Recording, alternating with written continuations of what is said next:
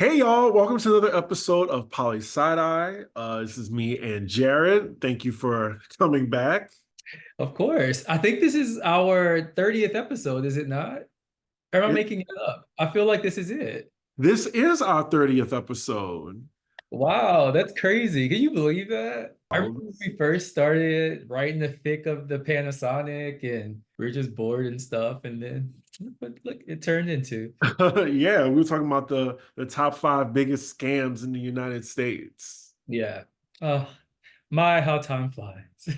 So this topic was my idea. I really don't know the official title yet, y'all. So by the end of this, I think I should know what it is. But I was inspired today to talk about the election, of course. The primaries have started. I'm getting worried because it looks like Donald Trump is going to get the nomination again, even though he's indicted, right?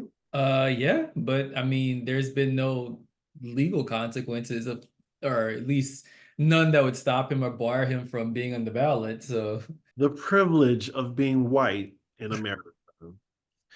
I don't Um, know if that's just what it is, but that's among the things that it is. I'm just nervous this upcoming election because Biden has been pretty unpopular, I think, with Gen Z, it looks like. And I guess with this war that's going on and whatever your position in Gaza may be, like, I feel like people are solely going to be voting on that. And I'm like, really? Like, what do you call it? Like Single issue voter. a single issue voter? Yes. I don't think that's the way. And I think just by not voting for Biden is just basically cutting off your nose to spite your face. What do people think that Trump is going to do with the war? Like, what do they think how he's going to handle it? If Biden don't give a damn, then Trump don't give an F. It's too early in the video, y'all. I can't curse. Well, actually, I mean, not to well, actually, the situation, but Democrats have actually been more belligerent in many respects than at least Obama and Biden have been more belligerent than Trump was. Now, obviously Trump was only president for one term, things can change. But if we're going based on like foreign policy, I honestly don't think that's what Democrats want to stand on. Didn't you call at one point? I mean, not to put you on Front Street, like Obama was a war I mong. mean, Like, he was a war criminal. I mean, I don't know if that's is that gonna get us is that gonna get us flagged? I don't know. Like, but he it might was. get you canceled. I, I mean, well, people don't know where I stay, so like I don't care at this point. I mean, Obama was just literally made spent most of his presidency just like completely obliterating the Syria, like all these countries in the like in no one. He just gets a pass for it. I feel like it's so wild to me. The more you know. Like, I feel like a lot of people are blaming this war on Biden. And I feel like people are being really myopic about it. Like, if Trump gets into office, I feel like it's a wrap for democracy. And that's just my opinion. I know you're laughing, ha ha ha. But democracy, what's that? Well, I mean, again, Well, I think sort of, kind of. sort of, kind of. Well, yeah. So anyway, so I think what we should do this episode is maybe instead of it's really easy to just take kind of the partisan route and just saying under all circumstances Democrats are better. Why don't we break apart all of the issues that people might be concerned about and think about which of the two would be better on that issue? So like maybe we could do one that's on inflation or the economy. One issue can be foreign policy. One issue can be, I don't know, whatever other issue we think people might care about. And then people can weigh for themselves who they think is better suited for the presidency moving forward. How about that? I will say the problem is with Democrats slash liberals, they don't know how to fall in line. Like, it's just basically you got to get the job done somehow. Like, the Republicans, in my opinion, conservatives do not care about issues that are important to me. I think we've talked about this before, but like the Democratic Party is it has to cast a much wider net. It's a bigger tent party. So pretty much the Democrats want everybody who essentially tries to get the votes of everybody who is not white and male for the most part. And so when you then have to appeal to every other constituency on terms that are going to necessarily, in many respects, put people in competition with each other, it makes sense why the Democratic Party would have a much harder time kind of keeping that coalition together. In fact, I'm actually really astounded the Democratic Party exists, because the fact that you have Jamie Dimon, the CEO of JP Morgan Chase, which JP Morgan Chase is like right up there with Goldman Sachs in terms of like the most like heinous exploitative corporations in the world. But the fact that that the Democratic Party gets support from Jamie Dimon, it also wants to get support from like people who have to work for a living. Like people can't see that how that could lead to some issues. How do you even square that circle? How do you address what Jamie Dimon, the CEO of JP Morgan Chase and a billionaire, how do you address what he wants and what working people want? What they want are literally at odds with each other. So I think that's part of the reason why the Democratic Party can't, let's say, get in line or can't be as cohesive as you will. I just want to say a little side note. You're going to be distracting the ladies and the gay men in the chat. Listen, I'm like, hey, if this is what we have to do, we have to do to get eyeballs on it. So like, hey, I'm being strategic here. The arms are out, the skin is skinning, the hair. I mean, look, I just got my haircut, but damn, I guess I need to go to the gym now. Anyway, okay, so that was a good idea that you said earlier. Let's just pretend that the audience we're talking to are undecided voters, and we'll just go by policy by policy by issue or whatever. Which is really how every election should be. We should be every election going through the policies, the issues, trying to understand them in as best way and as thorough as we can, or be as thorough as we can about these things. And then after we've done that, then vote. That's the way that democracy should work. Should. But let's start with foreign policy, since that's what's the most popular right now and what's going on overseas. It's hard for me, to get that mad at Biden over how he's handling the war. I hate to say this, but it doesn't directly affect me, does it? Well, tax-wise, it does. And like my taxes are going towards the G word. I don't want YouTube to like flag me, but you know what I mean. Rhymes with pesticide. So I think this is something because I think too often the way that we talk about foreign policy, it makes it seem divorced from from people's everyday lives. And it actually has I would say a pretty direct impact. Maybe you may not direct in the sense that you can see it immediately, but like there are some very real material consequences that you feel. Before you even get into like what specifically is going on, I think it's important to realize that the United States is an imperial country. Like it just it's never brought up. But the United States doesn't produce anything, hardly. Like most of the work that people do is not productive work in the sense that people aren't making things at their jobs. So how do we get the things that we need? How do you get the groceries? How do you get the clothing? How do you get all of these things that we need to reproduce our existence? Where does it come from? If it's not being produced in the United States. And I mean, you can look at your clothes and see that almost nothing you put in your body comes from the United States. So where is it coming from? No, that wasn't a rhetorical question. That was literally like a real question. Oh, okay. Well, it's outsourced, of course. Like, yeah, but like where? Countries where they get paid very, very little. Well, yeah, so usually places in what's called the global south, but also still China. But anyway, I'll come back to that. But the United States doesn't produce anything, which means that really if you have to get everything that you need from other people for the most part, with the exception of oil, like the United States produces as much as Obama tried to talk about green this and green that, like he was pretty much drill baby drill. So anyway, the United States does produce oil, which has helped with like energy costs and stuff.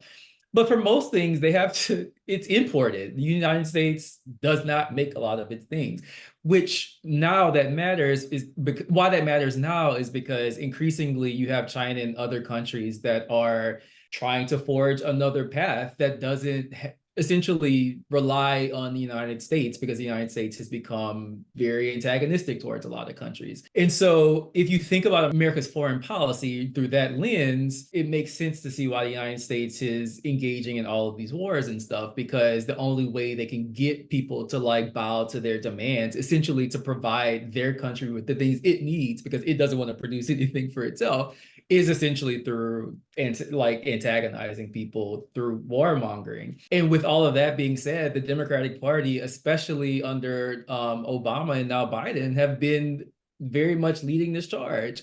And so I don't see how, like, to me, that's like not a case for Biden. Like, if anything, it should make people say, wait, like, I don't know. So people might say, oh, well, that doesn't really affect me, but it actually does, because this is what it means to have a military industrial complex. The United States essentially has structured its economy around war making. And so all the things we always are requesting, we want better wages. We want, to cancel student loans. We want to universal healthcare, whatever. All those things are essentially tossed out because we have an economy that's structured to essentially just fund the military at the expense of everybody else.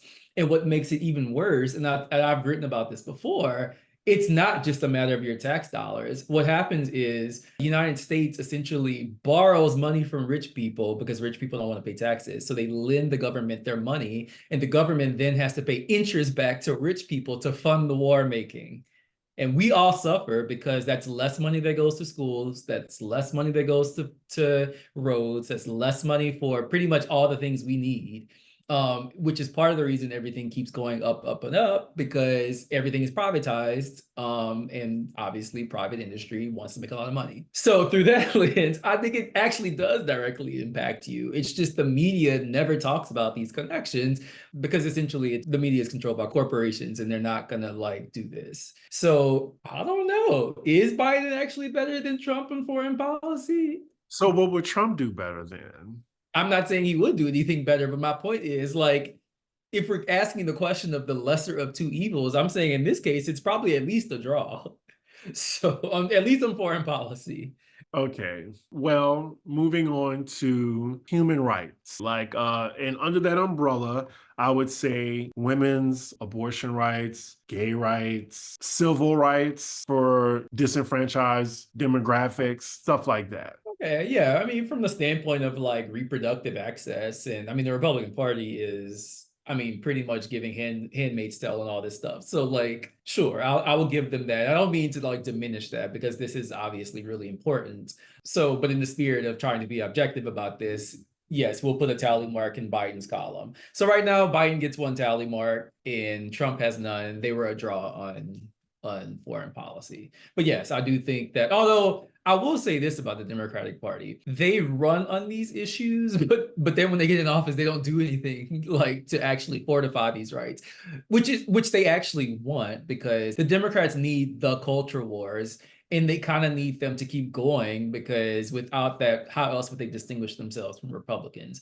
And so I don't know this for sure, but I think part of the reason Democrats are so tepid on trying to, even when Obama first got elected, like he had a filibuster proof majority, he could have codified Roe then. He chose not to for myriad reasons. He wanted to focus on healthcare first, whatever it was. But the point is, I don't think Democrats actually care that much about, let's say, codifying these rights or preserving these rights or fortifying them some kind of way, because if the issue was then, let's say, solved, then what would they run on? But I'll give them the point. But I mean, it just feels like the Supreme Court has already been stacked, and it always feels like when a Democrat wins, it just seems like they're tepid to really change things. But then when conservatives, Republicans are in office, like they always just rule with an iron fist, it seems like they just get stuff done for their side. So it just feels like they're playing chess and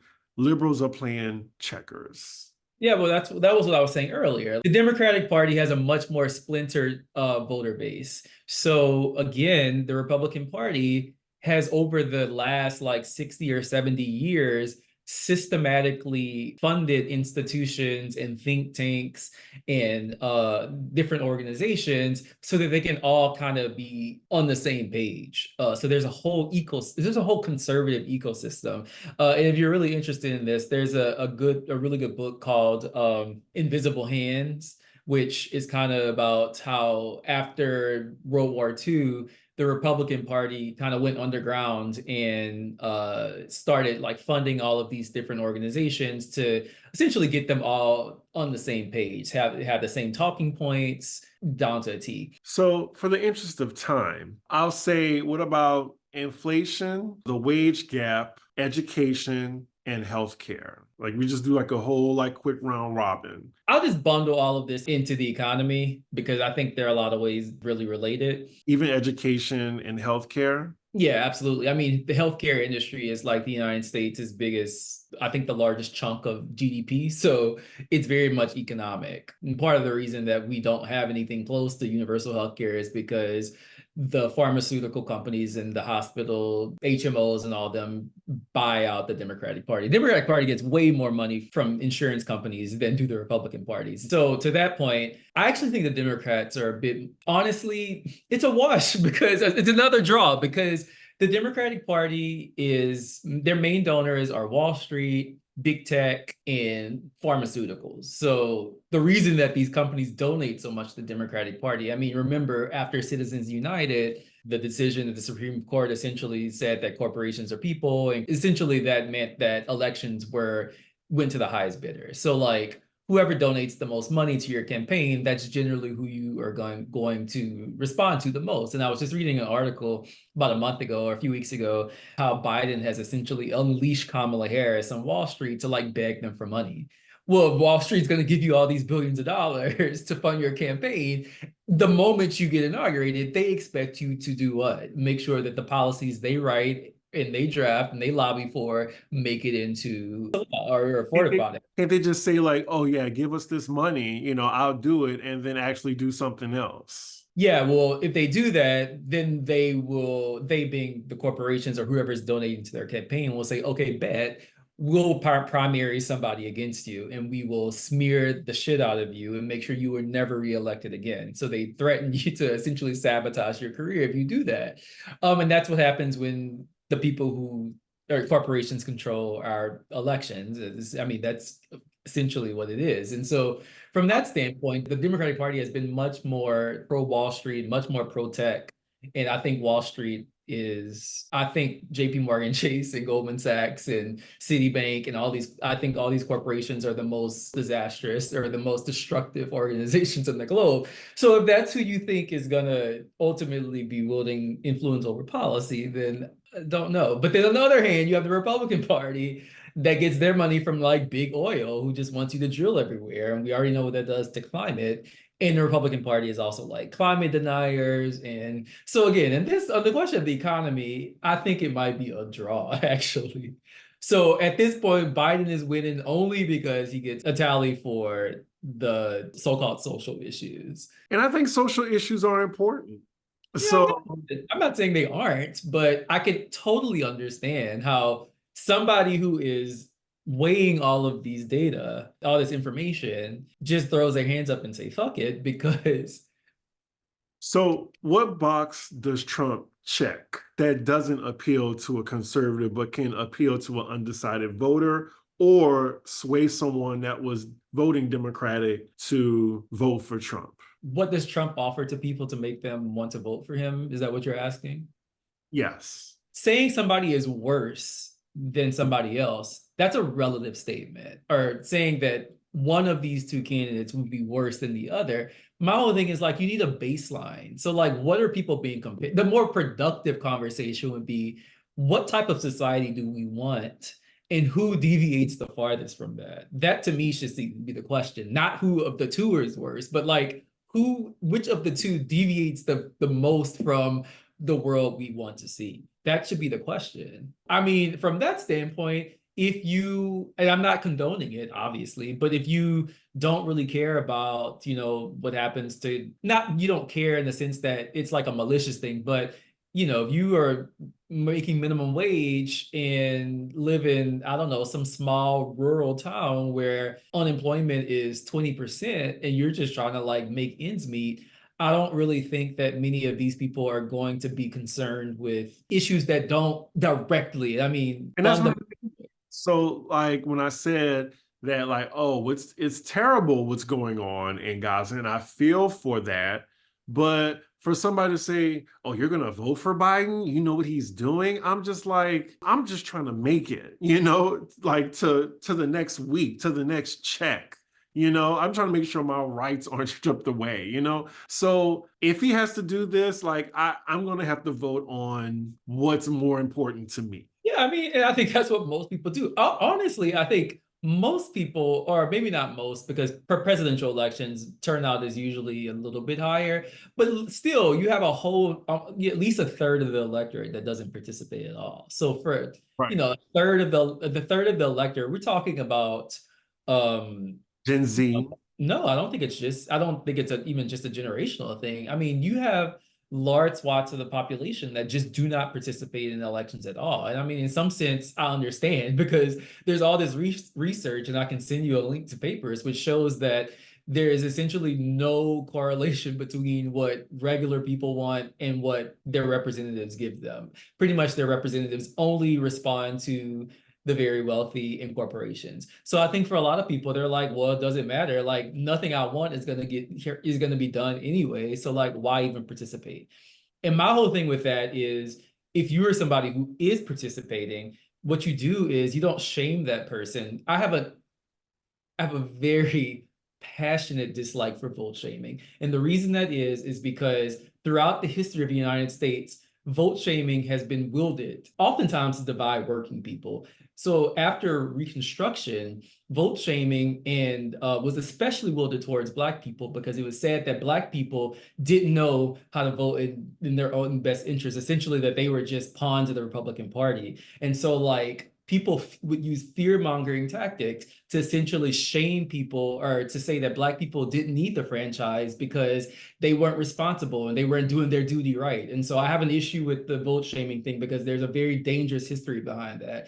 And rather than shaming other people, we should be focusing on the 1% of people at the very top who are literally pillaging everything that this country has because we're not focused on the fact that over the last 4 years, billionaires have made like $1 trillion collectively, while everybody else has become poorer. And so, like, I just get really frustrated when people blame other working people who essentially have very little power as it is, but we want to blame them for not voting instead of actually focusing on Jamie Dimon and Mark Zuckerberg and Elon Musk and Warren Buffett, all these other fuckers who over the last 4 years have literally just committed highway robbery through the aid of the Federal Reserve and the Treasury, who literally printed money and gave it directly to rich people, and that's never brought up. That's what we should be talking about, not about shaming other people for not voting for Biden the warmonger. Sorry, I just had to get that out. Yeah, I was very passionate. That was the first time I think you actually like were. I was sensing some anger, a little bit, because Jared never gets angry. Let's say people did pay attention to that. They still powerless anyway. Like, what if we did focus on that? They're still in power. Like, what could that little person who didn't vote, what can they do about that? The thing is, people are doing things about it. It's just never covered in the media because the media is controlled by corporations, and corporations don't want people to know that people are actually trying to do something about this. Plenty of movements going on. We have seen countless protests. Unionization has been, over the last few years, has just really taken off, hardly ever covered in the media. And so I think I think there are people out there, we have to focus on what's the issue. Otherwise, these rich leeches, which is what they are going to continue to pillage the economy. I mean, the chair of the Federal Reserve literally said that the whole reason they were raising interest rates was to get wages down. They literally said, we want to make the American people poor. Like that was the official policy of the Federal Reserve. And that's just never discussed. And I get on Twitter and people are yelling at folks for not voting for Biden, who reappointed this person to carry out this policy, I might add. And so I'm just like, I think people just like to punch down because they don't feel like they can punch up. And I understand, like, it's really disconcerting. People feel like they can't do anything. But shaming people into vote, first off, it's not going to work. Like, shame is not even a good tactic in this context. So, like, even if you thought shaming people might make them vote for Biden, it's not going to work. So then, like, what's really the point? I mean, I do think that if a Black person just said, I don't want to vote, I would think, well, people died to vote. People couldn't vote back then, and people put their lives on the line so people like us or you can vote. You're So waiting. people, I don't know if people put their lives on the line so people can vote for two warmongers. So I think people can have enough nuance to say that perhaps they're. What if Oh, somebody says they want to vote, but they want to write in a candidate, or if they want to vote third party? Again, rather than shaming them, maybe we can. This is, I mean, not to get super political sciencey, but like this is what Tocqueville said we should be doing. We should be reasoning through these issues and trying to, within a public space, hear other people's perspectives and like try to understand like how you can, make some sense of these politics. All I see is people shaming people. okay, but you do agree that voting matters if you want something done You about. want Wall Street to get richer. Okay, I'm listening. You're putting words in my mouth. I'm just saying, like, if you want things to be done, I can't complain about my state if I didn't vote for the state senator. That's what I'm saying. Like, I can't like say, oh, well, what's going on with the subway? Why are things like rising? Like, well, if I didn't vote, then how can I complain about this? I would agree with this logic if there were actual candidates who represented people in a way that actually like reflected their interests. Part of this is because we don't really have a true democracy. We have a performance of democracy that makes people feel like they have some agency in the electoral realm, but they really don't. At this point, voting is just let me have some breathing room so the person doesn't press on my neck further. But my thing is, at this point, it's so hard to distinguish between like, or to discern who's pressing on one's neck harder. If you want to say that Biden is the lesser of two evils, sure. But I think it's also important to admit if people don't want to partake in that project, they have reasons not to want to do that. And I think we should be able to at least recognize it and not disparage them for it. And if we genuinely want them to change their mind on that, you should put forth some evidence So as to why you think they shouldn't do that. I get what you're saying. So you're perfectly fine with someone saying that I think both sides are evil. I don't want to participate in this process. I don't want to vote. You're fine with that. Yeah, I think that's a very legitimate feeling, and I think they have fair reason to feel that way, honestly. So then I understand like you shouldn't shame them, but would you at least say, well, this is why you should vote? Would you try to I'm sway not them? doing You're I'm not. not doing that because I don't care enough. But if someone wants to do that, then I think that that's the way they should go about it. Yes. Yeah, I find that very interesting that you probably wouldn't try to sway anyone to vote. Like you'd just be like, okay, I mean, I might ask out of curiosity, what do they see voting as performing, or like what do they see the function of voting as being, or just wanting to understand a little bit better or why they feel the way they do. But I wouldn't feel compelled enough to be like, yes, you need to vote for the warmonger Biden. No, I would not. but knowing that, then like, well, why are you voting this election? Why am I voting this election? Wait, why do you assume I'm voting this election? Well, I am voting this election, but I just was curious as to why that was the assumption.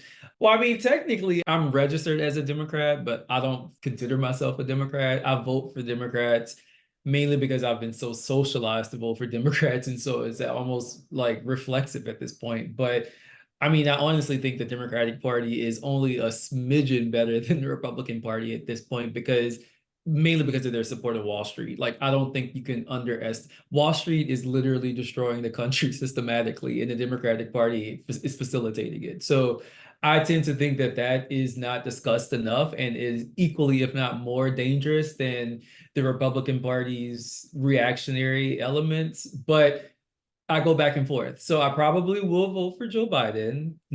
Things can change between now and then. I'm definitely not voting for Donald Trump, obviously.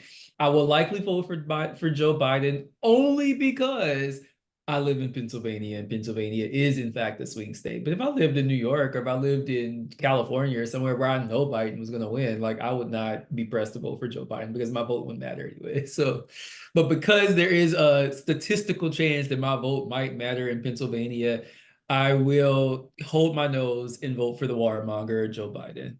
Well, that's great. I don't know. I feel like he could be short circuiting up there. I would still vote for him over Donald Trump. Like, it's Oh yeah, just, I mean, I think most people are just like, it's a warm body. I don't care. Honestly, though, I don't think he's gonna win. I think Biden pretty much made his bed when he decided to double down on supporting Israel. okay, so you don't think Biden's going to win? I mean, I don't know that for sure, but that's my hunch. I don't think he has anything to run on. All he can run on is I'm not Donald Trump, and I just don't think that that's pretty effective. I mean, he won based on that in 2020, but he also used the pandemic as a way to kind of distinguish himself from Trump. But he's done nothing. He's pretty much just pretends that it doesn't exist anymore. So I think that's going to cost him some votes.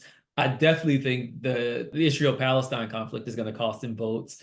If he starts escalating war in Yemen like he seems like he wants to, I think that's gonna cost him votes because people are like, oh, you can keep giving more money to war, but you can't do anything else for working people. So I think I think what you're gonna happening is that I don't think you're gonna see mass defections from Biden to Trump. I just think you're gonna see a lot of people who just don't participate at all. I think people are just generally so disenchanted with electoral politics that I think you're going to see mass defections.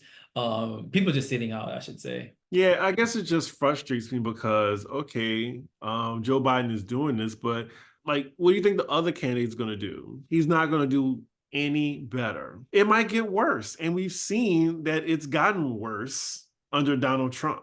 Yeah, I feel like it's been worse under Biden than Trump, honestly. I doubt Trump is that. Biden has brought us into all these wars. The inflation happened under Biden. Now, granted, I'm not saying he should take the blame for the inflation, but Right. objectively the inflation happened under his watch. So Democrats try to be like, oh, we do so well with the economy, which is ridiculous, but they usually try to run on that, but they can't even run on that this time. So literally the only thing they can run on is I'm not Donald Trump. Literally, I they mean, cannot run any policy position at this point. So I'm like, I'm that's just such a milquetoast election. Like, when was the It last time we had an election that literally is just vote for me because I'm not the other person? Like, that's just such a. I understand. Like at this point, Biden, I think I mean, I think he genuinely thinks he's done a good job, but he hasn't. But he genuinely thinks that. But he genuinely thinks that the American people thinks he's done a good job. And poll after poll, people are like, we hate this economy. We want you to stop sending weapons to Israel. We want you to do all these things. And Biden is like, bet I'm not doing shit. And so I'm like, how do you expect that to be a winning formula? I just disagree. I just think He, that he putting hasn't done it. I mean, I mean, look, Okay, name three policies that Joe Biden has accomplished in the last 4 years that has significantly improved the lives of anybody that's not in the top 10%. I'm trying to look at things that Biden has done successfully. The American Rescue Plan in response to COVID, Gave about $1 trillion to billionaires. Okay, keep going. a bipartisan infrastructure bill, Which gave hundreds of billions of dollars directly to corporations with no strings attached. Keep going. the first major gun safety bill in decades. What did that consist of? Like, what was the actual policy there? Biden signed into law the largest gun safety bill to pass Congress in nearly 30 years. The bill was rather limited compared to what gun control advocates would have wanted. Okay, I'll give him a quarter of a tally mark for that.